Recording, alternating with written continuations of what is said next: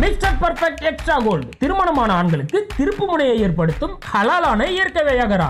60,000க்கும் மேற்பட்ட திருப்திகரமான வாடிக்கையாளர்கள், 500க்கும் மேற்பட்ட வாடிக்கையாளர்களுக்கு குழந்தை வரமும் கிடைத்துள்ளது. வயதான பலகினமா, சுகர் பலகினமா, இனி கவலை வேண்டாம். உங்கள் இல்லறம் நல்லறமாக அமைய உடனே ஆர்டர் செய்யுங்கள். மேலும் விவரங்களுக்கு கீழுள்ள எண்ணை அணுகுங்கள். சோலி முடிஞ்சு அப்படிங்கிற மாதிரி இன்னைக்கு தமிழ்நாட்டில் பல முக்கியமான சம்பவங்கள் நடந்திருக்குது. இங்க இந்து முஸ்லீம் கிறிஸ்தவர்கள் இவங்களை பிரிச்சு இந்த வடக்கில் நடக்கிற மாதிரி ஒரு வன்ம அரசியல் செஞ்சா மட்டும்தான் இங்க நம்மளால எதுவும் செய்ய முடியும் அப்படிங்கிறதுக்காக பாஜக, எச் ராஜா இந்த கும்பல்லாம் பெரிய திட்டங்கள் போட்டுக்கிட்டு இருந்தாங்க. ஆனா இன்னைக்கு அண்ணன் தமிமுன் அன்சாரி இவங்க ஒரு பக்கம், அதே மாதிரி நாகூர் தர்காவில் அவங்க ஒரு பக்கம், இந்த இந்து முஸ்லீம் கிறிஸ்தவர்களை ஒன்று சேர்த்து இந்த எச் ராஜா, அர்ஜுன் சம்பத், RSS, பாஜக இவங்க எல்லாம் என்ன திட்டங்கள் போட்டிருந்தாங்களோ அந்த ஒட்டுமொத்த திட்டத்தையுமே அடிச்சு காலி பண்ணிருக்காங்க. ஃபர்ஸ்ட் இந்த நாகூர் தர்காவில் நடந்த சம்பவம் என்னன்னு பார்த்தோம்னா, இங்க காலகாலமா வெவ்வேறு வழிபாட்டுல மக்கள் இருந்தாலுமே யாருக்குள்ளயுமே எந்த பிரச்சனையும் வரல. ஆனா இப்ப புதுசா ஒரு தர்காவில் ஒரு பிரச்சனை கொண்டு வந்திருக்காங்க இல்லையா?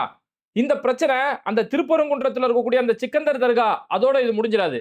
அடுத்து அதை முடிச்சதுக்கு அப்புறம் நாகூர் தர்காவுக்கு போவாங்க, அப்புறம் ஏர்வாடி தர்காவுக்கு போவாங்க, அப்புறம் மவுண்ட் ரோடு மக்கா பள்ளிக்கு, ட்ரிபிள்கனி பள்ளிவாசலுக்குன்னு சொல்லி பல இடங்கள்ல இந்த கும்பல் அடுத்தடுத்த பிரச்சனைகள் ஆரம்பிக்கும். அப்ப இவங்களை இப்படியே விட்டா சரிப்படாது, இதுக்கு ஒரு தீர்வு கொண்டு வரணும் அப்படின்னு சொல்லி நாகூர் பகுதியில் அந்த நாகூர் தர்காவில் அங்க இருக்கக்கூடிய இஸ்லாமியர்கள், குறிப்பா தமிழ்நாடு காங்கிரஸ் கட்சி சார்பில் ஒரு கூட்டு பிரார்த்தனைக்காக ஏற்பாடு செஞ்சாங்க.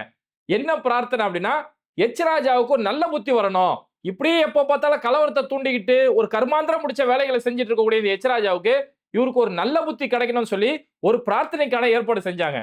தமிழ்நாட்டிலே மத கலவரத்தை தூண்டக்கூடிய எச் ராஜா அவர்களுக்கும் அண்ணாமலை அவர்களுக்கும் நல்ல புத்தியை கொடுக்க வேண்டும் என்று இந்த நாகூர் பாதிஷா நாயகத்துடைய இந்த சன்னிதானத்திலே இறைவனிடத்திலே நாங்கள் இருக்கரம் ஏந்தி பிரார்த்தனை செய்கிறோம். இருக்கரம் ஏந்தி அவருக்காக பிரார்த்தனை செய்கிறோம். அவர்களுக்கு நல்ல புத்தியை இறைவன் கொடுக்க வேண்டும் என்று இந்த நல்ல சன்னிதானத்திலே நாங்கள் மனமாற பிரார்த்தனை செய்கிறோம். ஏன் எச் ராஜாவுக்கு நல்ல புத்தி வேண்டி பிரார்த்தனை செய்யணும்? அப்ப எச் ராஜாவுக்கு நல்ல புத்தி இல்லையா அப்படின்னா அதான் உண்மை. எச் ராஜாவுக்கு நல்ல புத்தி இல்ல.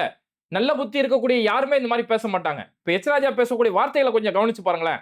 வாயை திறந்தாலே இஸ்லாமிய பயங்கரவாதிகள், கிரிப்டோ கிறிஸ்தவர்கள், அதுக்கடுத்து நடிகர் சிவகார்த்திகேயனோட அவங்க அப்பா ஜெயிலரா இருந்தாரு.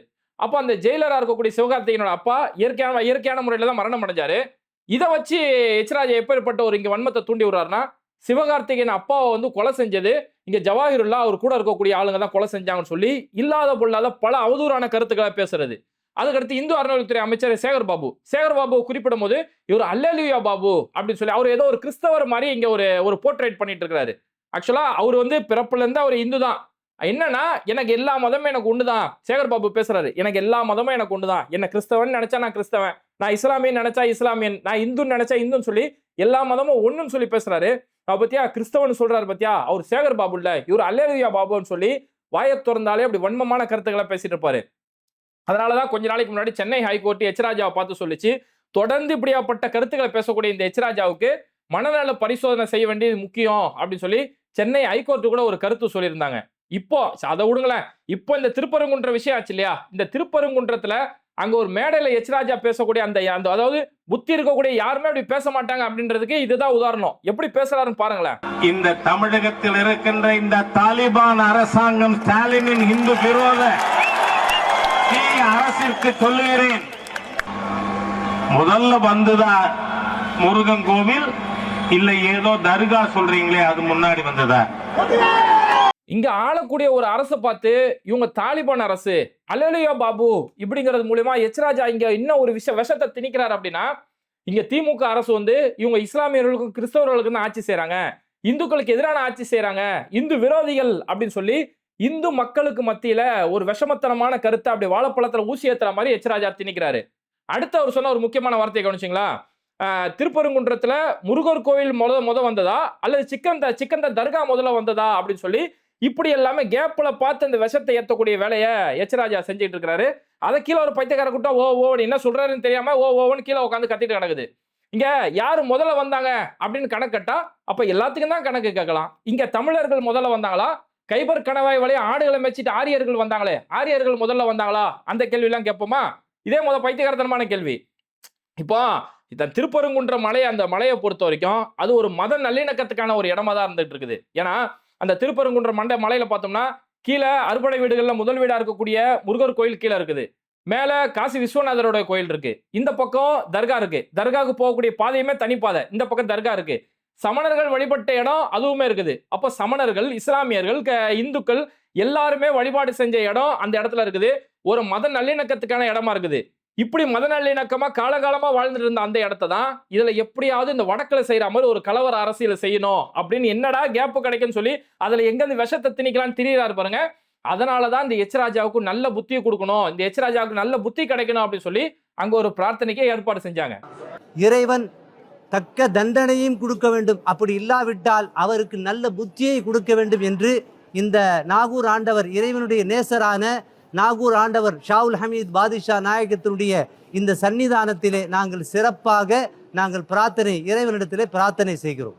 இது ஏதோ நாகூர் தர்காவில் மட்டுமல்ல, ஒட்டுமொத்த தமிழ்நாடு மக்களுடைய மனநிலையுமே இதுதான் இருக்குது. இங்க நாங்க காலங்காலமா ஒத்துமையா தானே இருக்கிறோம். ஏதாவது ஒரு கேப் வச்சு இங்க ஒரு பிரச்சனையை உண்டு பண்ண பார்த்துட்டு இருக்காங்களே, அப்ப இங்க ஒற்றுமையை வலுப்படுத்த வேண்டியது முக்கியம், எல்லாருமே ஒன்று கூட்ட வேண்டியது முக்கியம் சொல்லி எல்லாரும் ஆளாளுக்கு அவங்க இந்த ஒற்றுமையை பத்தி பேசக்கூடிய நேரத்துல பேசிக்கிட்டே இருந்த வேலைக்கு ஆகாதுப்பா, இங்க ஒற்றுமைக்கான ஏற்பாடு செய்யணும் அப்படின்னு சொல்லி நாகை சட்டமன்றத்துடைய முன்னாள் எம்எல்ஏவா இருக்கக்கூடிய அண்ணன் தமிமுன் அன்சாரி இதுக்கு ஒரு ஏற்பாடுமே செஞ்சாரு.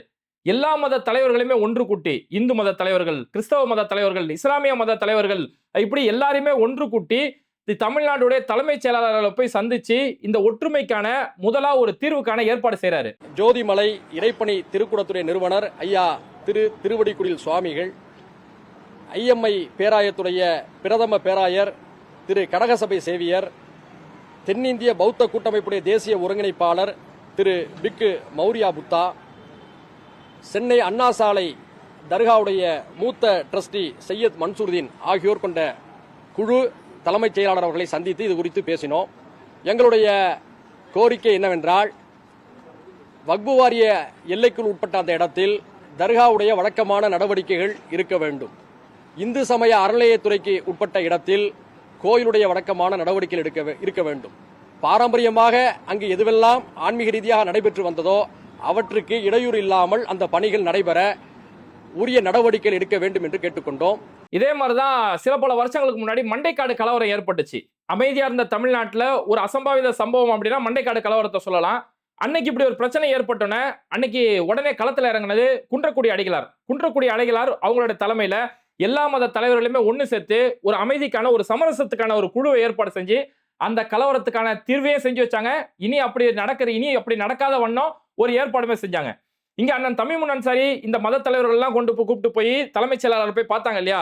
வெறும் கூப்பிட்டு போனோம் பார்த்தோம் மட்டும் இல்லாம அடுத்து என்ன செய்யணும், ஒரு சமரச குழு ஏற்பாடு செய்யணும், ஒரு சமாதான குழு ஏற்பாடு செய்யணும், அந்த குழுவில யாரெல்லாம் இருக்கணும், அவங்க என்னெல்லாம் செய்யணும் அப்படின்னு சொல்லி ரொம்ப தெளிவா ஒரு தீர்வுக்கான வழியை ஏற்படுத்தியிருக்கிறாரு. இது தொடர்பாக ஒரு சமாதான குழுவை தமிழ்நாடு அரசு அமைக்க வேண்டும் என்ற கோரிக்கையை நாங்கள் தலைமைச் செயலாளரிடம் வலியுறுத்தினோம். அந்த குழுவில அனைத்து மதங்களையும் சேர்ந்த அரசியல் சார்பற்ற ஆன்மீக தலைவர்கள் இடம்பெற வேண்டும். கூடுதலாக ஒரு மூத்த பத்திரிகையாளர், ஓய்வு பெற்ற ஒரு நீதிபதி, ஒரு வணிகர் சங்கத்துடைய தலைவர், ஒரு மனித உரிமை செயல்பாட்டாளர் ஆகியோரை கொண்ட நபர்களையும் அந்த குழுவிலே உள்ளடக்குங்கள் என்று தலைமைச் செயலாளரிடம் நாங்கள் எடுத்து எம்பினோம். உண்மையிலேயே தலைமைச் செயலாளர் அவர்கள் எங்களுடைய இந்த சர்வ மத குழுவுடைய இந்த கோரிக்கையை மனமாற பரிசீலித்து உடனடியாக இதை முதல்வரின் கவனத்துக்கு கொண்டு செல்கிறேன், நல்ல முயற்சி என்று வரவேற்றார். உண்மையாவே அண்ணன் தமிமுன் அன்சாரி ஏற்பாடு செஞ்ச இந்த முயற்சிங்கிறது மிகப்பெரிய அளவில் பாராட்ட வேண்டிய ஒரு விஷயம். ஏன்னா இன்னைக்கு எதை வச்சுடா கலவரம் உண்டாக்கலாம் சொல்லி எந்த கேப் கிடைச்சி அது மூலியமா ஒரு பிரச்சனையை உண்டாக்கலாமான்னும் போது இவங்க எந்தெந்த கேப் எல்லாம் கிடைக்குமான்னு தேடுறாங்கல்ல, அதோட ஒட்டுமொத்த பீஸுமே பிடிச்சி எடுக்கிற மாதிரி தான் அண்ணன் தமிமுன் அன்சாரி ஒரு அழகான முயற்சி ஏற்படுத்தியிருக்கிறாரு. அதுல கூட போன அந்த மற்ற மத தலைவர்கள், பௌத்த மதத்தை சேர்ந்தவங்க, கிறிஸ்தவ மதத்தை சேர்ந்தவங்க, இந்து மதத்தை சேர்ந்தவங்க, எல்லா மத குருக்கள், எல்லா மத தலைவர்களுமே அவங்களுடைய கருத்துக்களை அந்த இடத்துல வெளிப்படுத்தி இந்த ஒற்றுமைக்கு என்ன செய்யணும், ஒற்றுமை ரொம்ப முக்கியம் சொல்லி ரொம்ப தெளிவா பேசுனாங்க. பார்க்கவே அவ்வளவு சந்தோஷமா இருந்தது. இந்த தருணத்தை எதிராளிகள் இன்னும் சொல்ல போனால் இந்த தமிழகம் கொதித்து எழ வேண்டும், இங்கே ஏதாவது கலவரங்கள் ஏற்பட வேண்டும் என்று காத்து கொண்டிருக்கிற கும்பல் இந்த ஒவ்வொரு வினாடியையும் பயன்படுத்தி கொண்டிருக்கிறார்கள். ஆகவே மிக விரைவாக அமைதிக்கான இந்த குழுவை ஏற்படுத்த வேண்டும். எல்லாமல்ல இறைவனுடைய நல்லறிவினாலே தமிழகம் எப்போதும் போல அமைதியாக திகழ வேண்டும் என்று மத பெயரிலே பலவிதமான கலகங்களையோ அல்லது மக்கள் மத்தியிலே குழப்பங்களையோ உண்டாக்க வேண்டும் என்று செய்யப்படுகிற சதி திட்டங்கள் முறியடிக்கப்பட்டு அனைத்து மதத்தினரும் சகோதரர்களாக நண்பர்களாக ஒன்றாய் இணைந்து செயல்படுகிற இந்த நாட்டிலே எந்தவிதமான மத பெயரை கொண்டு வித்தியாசமான போராட்டங்களையோ அல்லது பிரச்சனைகளையோ தூண்டும்படி எண்ணக்கூடிய அப்படிப்பட்ட காரியங்களை இனம் கண்டு அதை முறியடித்து தொடர்ந்து தமிழ்நாடு சமாதானமாய் வாழ சர்வ வல்லமையுள்ள தேவன் உதவி செய்வார். அவங்க எல்லாரும் அப்படி கைகோர்த்து நிற்கக்கூடிய அந்த காட்சியை பார்க்கும் போதே நமக்கு உண்மையால ஒரு நிகழ்ச்சியா இருக்குது. உண்மையாவே இப்பேற்பட்ட ஒரு சம்பவங்கள், இது மாதிரியான ஒரு நிகழ்ச்சியான சம்பவங்கள்லாம் தமிழ்நாடு தவிர நம்மளால எங்கேயுமே பார்க்க முடியாது. அப்பேற்பட்ட ஒரு அழகான பூமி இது. அப்போ அங்க பேசின அந்த தலைவர்கள் எல்லாருமே பாருங்க, இந்த ஒற்றுமை எவ்வளவு முக்கியம், இந்த ஒற்றுமையை கெடுக்கிறது இந்த கலவர கபோதிகள் எப்படி எல்லாம் முயற்சி செய்யறாங்க, நம்ம எப்படி எல்லாம் தற்காப்பா இருக்கணும்னு சொல்லி ரொம்ப அழகா பேசினாங்க. ஏன்னா இந்து மதத்தின் பேர்ல இப்படிப்பட்ட பிரச்சனையை உருவாக்கும் போது அந்த இந்து மதத்தை சேர்ந்த ஒரு மத குருவே இல்ல கலவரத்துக்கு அழிய இடம் கொடுத்துறாதீங்க, நம்மள ஒற்றுமையா இருக்க வேண்டிய முக்கியம் போது எல்லா இந்து மக்களுக்குமே அது ஒரு செய்தியா போய் சேருது. ஒரு கிறிஸ்தவ மதகுரு பேசும்போது எல்லா கிறிஸ்தவர்களும் போய் சேருது. ஒரு இஸ்லாமிய ஆலிம் ஒருத்தர் பேசும்போது எல்லாருக்கும் ஒரு செய்தியா போகுது இல்லையா? உண்மையில ஒரு அழகான ஒரு விஷயம். அவங்க பேசுனவங்க எல்லாம் ஒற்றுமை எவ்வளவு முக்கியன்றது பேசுறாங்க. ஆனா இந்த பக்கம் திரும்பி எச் ராஜா பேசின பேச்சை கொஞ்சம் பாருங்களேன். எச் ராஜா என்ன சொல்றாருன்னா, அயோத்தி மாதிரி இந்த தமிழ்நாடு ஆகணும் அப்படின்னு சொல்லி ஒரு வெறி பிடிச்ச பேச்சை தான் எச் ராஜா பேசுறாரு. அந்த பேச்சோட லட்சணத்தை கொஞ்சம் பாருங்களேன். இன்னைக்கு நீதிமன்றத்துல தமிழ்நாடு அரசு என்ன சொல்லி இருக்கு? அயோத்தி மாதிரி ஆகக்கூடாதுங்கிறதுக்காக தடை பண்ணானா? அதான் ஆரம்பமே.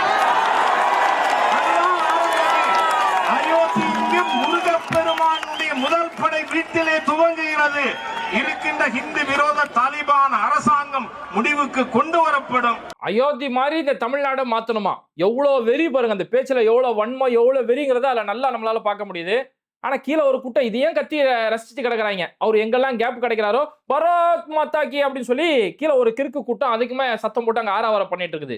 அயோத்தி மாதிரி இந்த தமிழ்நாட்டை ஆக்கணுமா? ஏன்னா அயோத்தி எப்படியாப்பட்டிருக்கா இருக்குது. அங்க அயோத்தியில பொறுத்த வரைக்கும் ஒரு மனுஷனை சக மனுஷனா பார்க்காம அவன் எந்த மதத்தை சேர்ந்தவன் இப்படிதான் அங்க ஒவ்வொரு நாளுமே அவங்களுடைய அணுகுமுறை அப்படிதான் இருக்கும். இவன் எந்த மதத்தை சேர்ந்தவன், நமக்கு ஒரு கடையில போய் ஒரு பொருள் வாங்கலாம் அப்படின்னா கூட எனக்கு என்ன பொருள் வேணும்னு சொல்லி பொருளை பார்த்து வாங்குறது இல்ல, அந்த பொருளை விற்கக்கூடிய வியாபாரி எந்த மதத்தை சேர்ந்தவன் அப்படிங்கறத தான் அந்த ஊர்களை வட மாநிலங்கள்ல இப்பேற்பட்ட ஒரு அரசியல் ஒண்ணு செஞ்சுட்டு இருக்காங்க. இப்படி எல்லாம் வெறியேற்றப்பட்டதாலதான் அங்க பில்கிஸ் பானு பக்கத்து வீட்டுல காலங்காலமா சாச்சா மாமான்னு சொல்லி காலங்காலமா பழகிட்டு இருந்த அந்த புள்ளைய கூட அந்த வெறி ஒரு கட்டத்துல ஏத்தப்பட்டதால என்ன ஆச்சுன்னா, அந்த புள்ளைய காலங்காலமா சாச்சா சாச்சான்னு நம்மளை சுத்தி பழகிட்டு இருந்த புள்ளைய கூட கற்பழிக்கிறதுக்கு அவங்களுக்கு மனசு வந்துச்சு. அந்த பச்சை புள்ள 3 வயசு பச்சை புள்ளைய அடிச்சு கொள்றதுக்கு இவங்களுக்கு மனசு வந்ததுன்னா அந்த அளவுக்கு அவங்கள மிருகத்தனமா அவங்களுக்கு விஷத்தை ஏத்தி வச்சிருக்காங்க. அப்படி விஷத்தை ஏத்தி இது மாதிரி ஒரு வன்முறை பூமியா இந்த தமிழ்நாட்டை மாத்தணும்னு தான் இந்த எச் ராஜா இது மாதிரியான கும்பல்கள் இங்க துடியா துடிச்சுக்கிட்டு இருக்காங்க.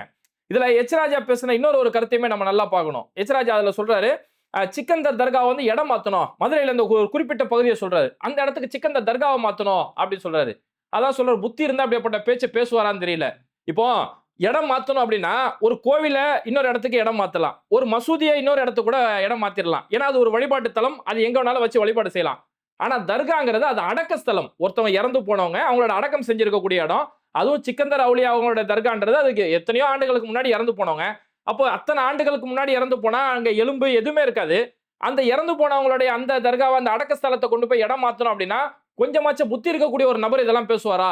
அப்ப இப்படி எல்லாம் என்ன பேசுறேன்னே தெரியாம, ஆனா எனக்கு இங்க ஒரு மத அரசியல் செய்யணும் அப்படிங்கிறதுக்காக என்னென்னவோ எச் ராஜா இங்க உளறிட்டு இருக்கிறாரு. இதனாலதான் இப்படி எல்லாம் உளறிக்கிட்டு இங்க மக்களை வழிகெடுத்துக்கூடிய ஒரு வேலையை செஞ்சுட்டு இருக்காருல்ல. இதனாலதான் இந்த எச் ராஜாவுக்கு ஒரு நல்ல புத்தி கூட இறைவா அப்படின்னு சொல்லி அங்க ஒரு கூட்டு பிரார்த்தனையை செஞ்சாங்க. இந்த மாதிரி இது மாதிரியான விஷயங்களை தூண்டி வாட்ஸ்அப் மூலியமா இங்க ஒரு கூட்டத்தை அவங்க உருவாக்கி வச்சுட்டாங்க. அதனால அங்க உட்காந்து பாரத் மாதா கி ஜெய்ன்னு சொல்லி கத்திட்டு இருக்காங்க. எப்படி இந்த வாட்ஸ்அப் குரூப்ல எதெல்லாம் சொன்னா நம்புறதுக்கு ஒரு கூட்டத்தை உருவாக்கணுமோ இந்த மாதிரி தமிழ்நாடு மக்களையுமே நம்ம உருவாக்கிடணும் அப்படிங்கிறதுக்காக தான் இங்க பல முயற்சிகள் செஞ்சுட்டு இருக்காங்க. இப்படி எல்லாம் பண்றதாலதான் இந்த எச் ராஜாவுக்கு நல்ல புத்தியை கூடிய இறைவா அப்படின்னு சொல்லி அங்க பிரார்த்தனை செய்யறாங்க. ஆனா இதுல எனக்கு ஒரு சந்தேகம் இருக்குது. நல்ல புத்தியை கூடிய இறைவா அப்படின்னு சொல்லி பிரார்த்தனை செய்யறாங்களே, அவருக்கு புத்தி இருந்தாதானே நல்ல புத்தி கிடைக்கும். இது மாதிரி வீடியோக்களை தொடர்ந்து பார்க்கறதுக்கு மறக்காம பேட்டை டிவியை சப்ஸ்கிரைப் பண்ணிட்டு இந்த வீடியோக்களை உங்க நண்பர்களுக்கு அதிகமா ஷேர் செய்யுங்க. இணைந்திருப்போம்.